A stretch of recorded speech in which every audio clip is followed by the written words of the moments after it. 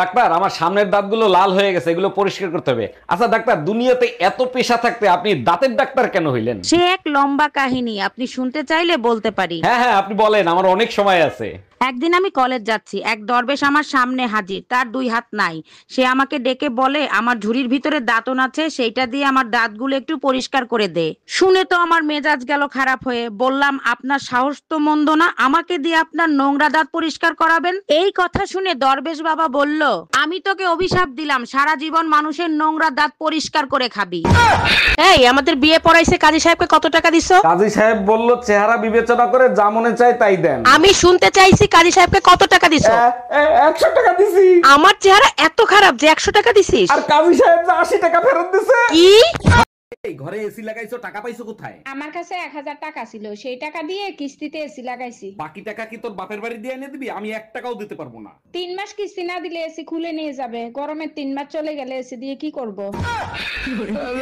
বাড়ির সামনে দুনিয়ার আবর্জনা হয়ে রইছে, কতদিন বলছি একটু আগুন লাগাই দাও, কোনো কথা শোনো তুমি? সারা দিন বাইরে কাজ করি, ঘরে এসেও শান্তি নেই। আগুন তো তুমিও লাগাইতে পারো। দেখো, আমি আগুন লাগাইতে পারবো না, আমার ভয় করে। তাহলে তোমার মায়েরে বলো, সে তো ভালো আগুন লাগাইতে পারে।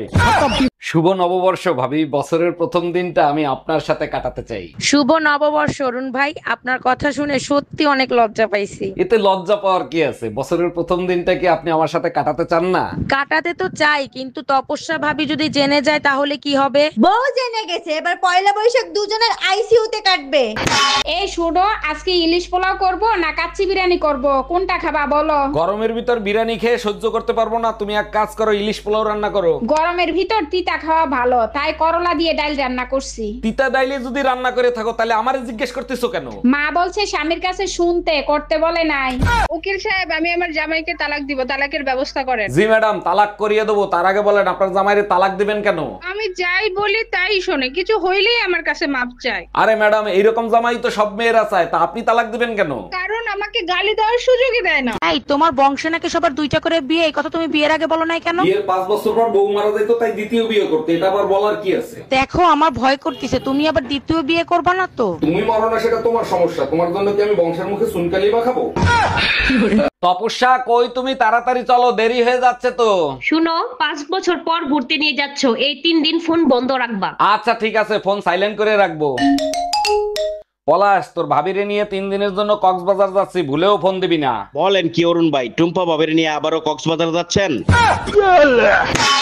জানো, শাওন ভাই মিল্কি ভাবিরে হার কিনে দিছে, আমারও হার কিনে দিবা, তা না হলে আমার নাক কাটা যাবে। তুমি কি চাও আমার নাক কাটা যাক? তোমার নাক কাটতে আমি দেবো না, এই নাও কাট। তুমিও গিয়ে হার কিনে নিয়ে এসো, আমি চললাম। চললাম মানে? তুমি এই অসময় কোথায় যাচ্ছ? ঘরে বউ থাকতে শাওন ভাই রুম্পা ভাবিরে বিয়ে করছে, এখন আমি যদি টুম্পা ভাবিরে বিয়ে না করি তাহলে তো আমারও নাক কাটা যাবে। তুমি কি চাও আমার নাক কাটা যাক? কি ব্যাপার অরুণ ভাই, কালকে আপনাকে সারাদিন কাঁদতে দেখলাম, কি হয়েছে আপনার? আর ভাবি বললেন না, বাপ্পারাজের প্রেমে সমাধি গান শুনে গার্লফ্রেন্ডের কথা মনে করে 1 ঘন্টা কাঁদছি। 1 ঘন্টা কোথায় কান্না করছেন? আপনি তো সারাদিনই কান্না করছেন। 1 মিনিট, আপনার তো কোনো গার্লফ্রেন্ডই নাই। সেইটাই তো, যখন মনে পড়ছে আমার কোনো গার্লফ্রেন্ড নাই, সেই দুঃখে সারাদিন কাঁদছি।